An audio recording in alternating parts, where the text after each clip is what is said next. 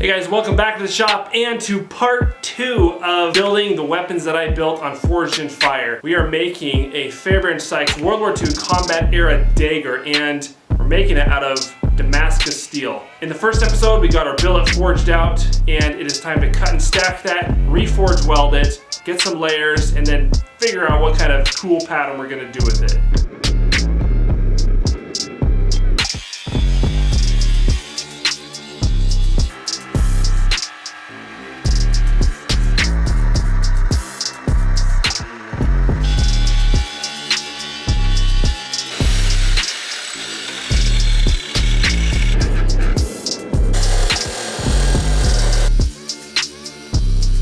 Alright, so we have our billet chopped up into 5 pieces. As you can see here, that's nice. That's a very nice weld. There's no signs of any difference in the layers of steel, and that's what you want.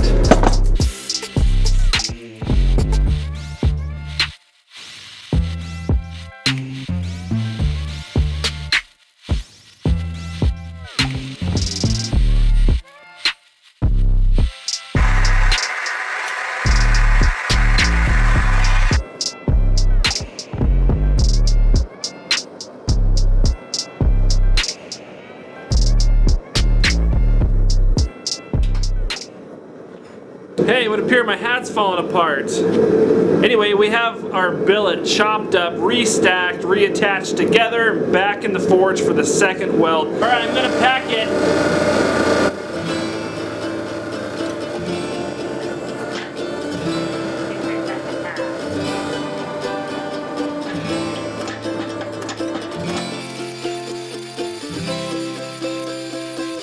We're up to about 75 layers, give or take, depending on how much I ground off in the prep for this billet, but I still have not decided what I want to do with the pattern on this. I don't want to do a twist pattern. I thought about a ladder pattern. I also even thought about doing a sand mine with a mono steel core and then a layer of nickel in between the Damascus and the mono steel blade or edge, and that would look really cool.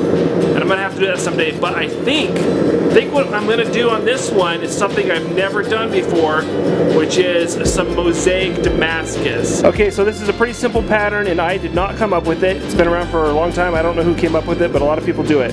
But basically, what I'm gonna do is, so the current billet we have right now is layers of about 75 different layers, and it's arranged somewhat like that.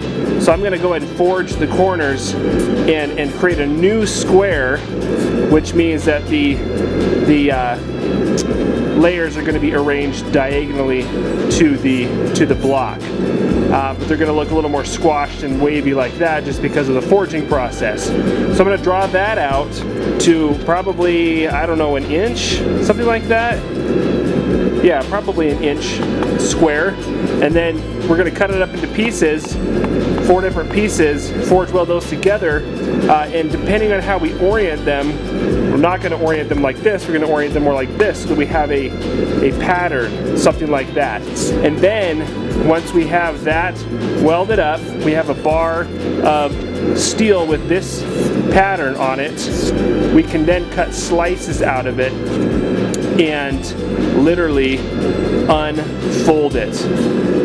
And I'll get to that in a little bit. And that way our pattern is going to show repeating itself along one flat, come on, hold still paper, one long flat piece of steel. So I think it'll be really cool. I'm excited. This is going to be my first Mosaic Damascus, if I can pull it off. Fingers crossed, I guess. Okay, we have to square it in the other direction now. I almost forgot to do that. That would be bad.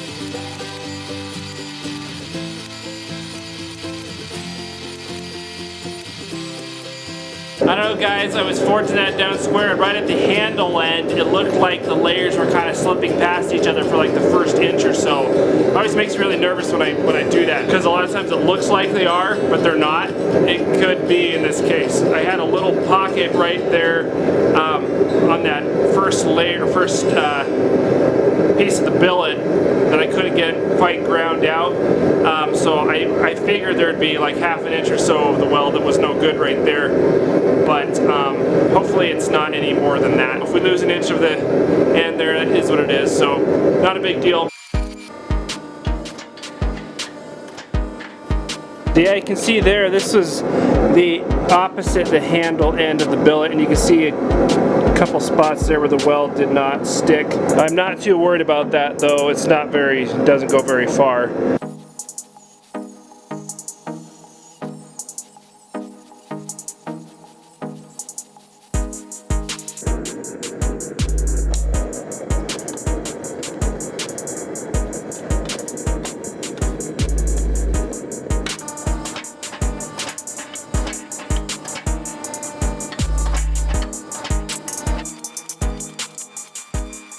So I have about an inch, maybe inch and a quarter of length that I need still, and so the size it is on this end is going to be about what it is. I just have to make it consistent all the way through. Okay, we have a 7/8 inch wide bar here that is a little longer than 12 inches. We're going to cut it into 4 pieces. This gives you an idea of why Damascus steel or pattern welded steel is a little more expensive. We've spent I don't know how many hours so far on this. Several, 6, I don't even know. I've been having so much fun, time flies. But it, you know, we're not even done yet, and it's still nowhere near to being a knife.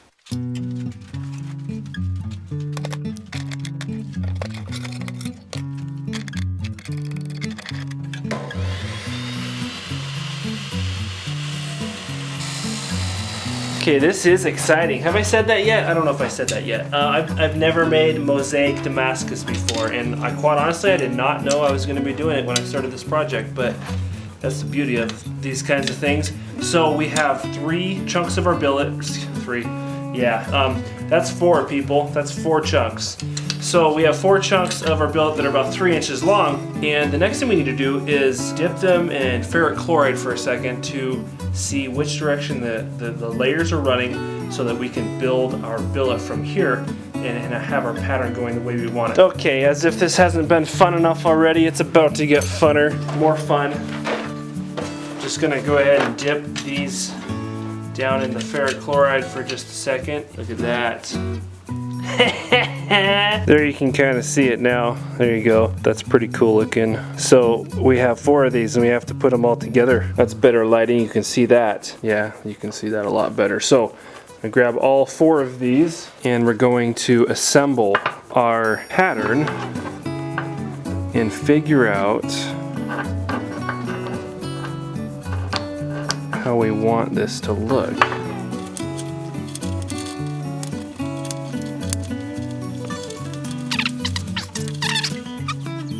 Okay, I just spent a fair amount of time grinding on these pieces of steel, partly to remove the scale on the insides where it's going to weld, but also to true those edges up, or those surfaces up, so that when you put them together, there aren't gaps and that it makes an actual square. Obviously, a milling machine would be a perfect tool for this job. Unfortunately, I don't have one. I should say I don't have one here. I'll come get that one of these years, Mom and Dad, don't worry.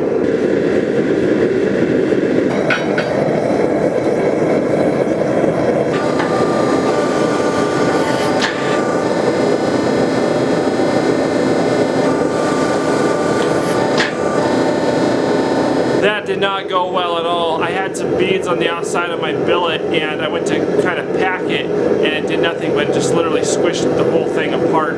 So there was a gap at least a 1/16 of an inch on the inside. I put some more flux on it, so now there's flux down inside there now. Yeah, that is why you want the outside nice and square as well, which is not what I have. So at this point, I really hope that all our work is not ruined. That would stink. That would really stink. Maybe if I go on the corners, maybe if I hit it kind of corner-wise first. I don't know. Yeah, I went back in and I hit it on the corners, and that packed it in real nicely. So, and a bunch of flux squeezed out and everything. So hopefully, my camera's crooked. Hopefully, we didn't create. Sorry. Hopefully we didn't create a bunch of scale on the inside there, because if we did, it's probably ruined. I'm really hoping that didn't happen. All we can do at this point is weld it up and draw it out and see what happens.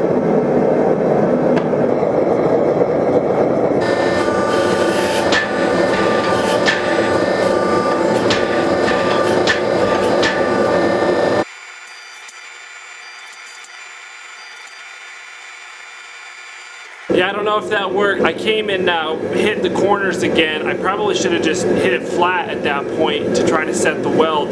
I don't know, this is definitely a learning experience. You're sharing in my potential success and the very real possibility of utter failure. So we'll see what happens. At this point, I could see that the ends at least didn't appear to be welded. And anyway, at this point, I'm just gonna keep going.